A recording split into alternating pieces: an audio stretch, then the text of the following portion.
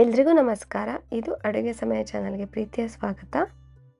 ಇವತ್ತಿನ ರೆಸಿಪಿ ಸೀಮೆ ಬದನೆಕಾಯಿ ಪಲ್ಯ. ಬನ್ನಿ ಇದಕ್ಕೆ ಬೇಕಾಗಿರೋ ಇಂಗ್ರೀಡಿಯೆಂಟ್ಸ್ನ ನೋಟ್ ಮಾಡ್ಕೊಂಬರೋಣ.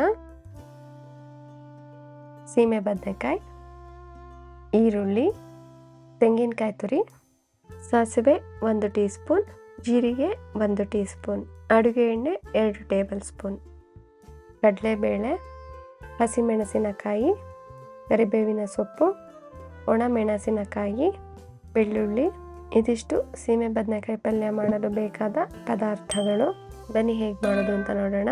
ಒಲೆ ಮೇಲೆ ಒಂದು ಪ್ಯಾನ್ ಇಟ್ಟಿದ್ದೀನಿ. ಪ್ಯಾನ್ ಬಿಸಿಯಾಗಿದೆ. ಅಡುಗೆ ಎಣ್ಣೆ 2 ಟೇಬಲ್ ಸ್ಪೂನ್ ಸೇರಿಸಿ ಎಣ್ಣೆ ಬಿಸಿಯಾದ ನಂತರ ಸಾಸಿವೆ 1 ಟೀ ಸ್ಪೂನ್ ಮತ್ತು ಜೀರಿಗೆ 1 ಟೀ ಸ್ಪೂನ್ ಸೇರಿಸಿ ಸಾಸಿವೆ ಸಿಡಿದ ನಂತರ ಕಡಲೆಬೇಳೆ 2 ಟೇಬಲ್ ಸ್ಪೂನ್ ಸೇರಿಸಿ 30 ಸೆಕೆಂಡ್ಸ್ವರೆಗೂ ಕಡಿಮೆ ಉರಿನಲ್ಲೇ ಫ್ರೈ ಮಾಡೋಣ. ಕಡಲೆಬೇಳೆ ಹೊಂಬಣ್ಣ ಬಂದಿದೆ. ಈಗ 2 ಮೀಡಿಯಂ ಗಾತ್ರದ ಈರುಳ್ಳಿ ಈ ರೀತಿ ಕಟ್ ಮಾಡಿರೋದು ಸೇರಿಸಿ 2 ರಿಂದ 3 ನಿಮಿಷ ಚೆನ್ನಾಗಿ ಫ್ರೈ ಮಾಡೋಣ. ಈರುಳ್ಳಿ ಕಲರ್ ಚೇಂಜ್ ಆಗಿದೆ.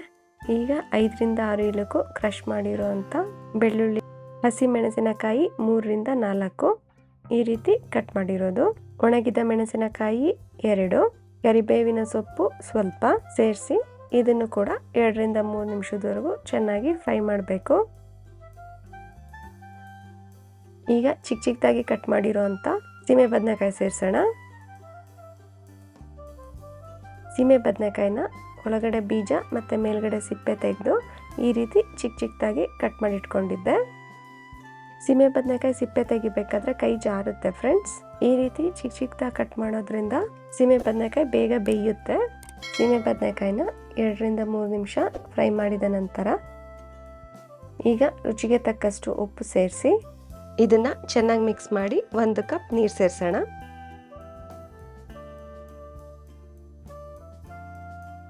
ಸೀಮೆ ಬದನೆಕಾಯಿ ಮುಳುಗುವಷ್ಟು ಮಾತ್ರ ನೀರು ಸೇರಿಸಿ ಚೆನ್ನಾಗಿ ಮಿಕ್ಸ್ ಮಾಡಿ ಲಿಡ್ ಕ್ಲೋಸ್ ಮಾಡೋಣ.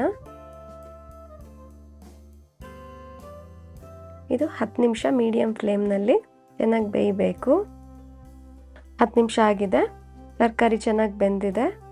ಈಗ ಇದಕ್ಕೆ ತೆಂಗಿನಕಾಯಿ ತುರಿ ಅರ್ಧ ಕಪ್ ಸೇರಿಸಿ ಚೆನ್ನಾಗಿ ಬೆರೆಸೋಣ. ನಂತರ ಲಿಡ್ ಕ್ಲೋಸ್ ಮಾಡಿ ಕಡಿಮೆ ಉರಿನಲ್ಲಿ 2 ನಿಮಿಷ ಬೇಯಿಸಿದ್ರೆ ರುಚಿಯಾದ ಸೀಮೆ ಬದನೆಕಾಯಿ ಪಲ್ಯ ಸವಿಯಲು ರೆಡಿ. ಈ ರೀತಿ ಸೀಮೆ ಬದನೆಕಾಯಿ ಪಲ್ಯ ಚಪಾತಿ ಮತ್ತು ರೊಟ್ಟಿ ಜೊತೆ ತುಂಬಾ ರುಚಿಯಾಗಿರುತ್ತೆ. 10 ನಿಮಿಷದಲ್ಲೇ ಪ್ರಿಪೇರ್ ಮಾಡಬಹುದು. ಆರೋಗ್ಯಕ್ಕೂ ಕೂಡ ತುಂಬಾ ಒಳ್ಳೆಯದು. ಈ ವಿಡಿಯೋ ನಿಮ್ಗೆ ಇಷ್ಟ ಆದರೆ ಪ್ಲೀಸ್ ಲೈಕ್ ಮಾಡಿ, ಶೇರ್ ಮಾಡಿ. ಹೊಸದಾಗಿ ನನ್ನ ಚಾನಲ್ನ ನೋಡ್ತಾ ಇದ್ದರೆ ಸಬ್ಸ್ಕ್ರೈಬ್ ಮಾಡಿ. Thank you.